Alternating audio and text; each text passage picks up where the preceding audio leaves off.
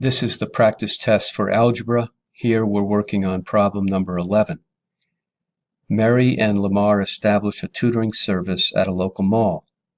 They tutor college students in math and English. They charge $40 per hour for tutoring.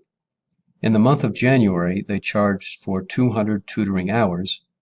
The expenses of their business are given in the table below. And so here we have the different expenses, and then we have the amount of each expense per month in the right-hand column. And then we're given a formula. Using the formula that the profit equals 40 times the number of hours minus the expenses, calculate their profit for the month of January. So the first thing we need to do is to total up their expenses, and that's what I've done here. When you add the expenses together, the total is $4,600.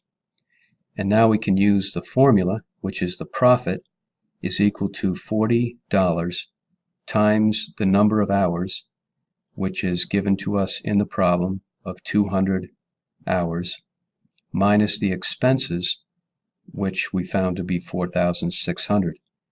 So we need to multiply 40 times 200, we get 8,000, and then we subtract the expenses, and the profit is $3,400.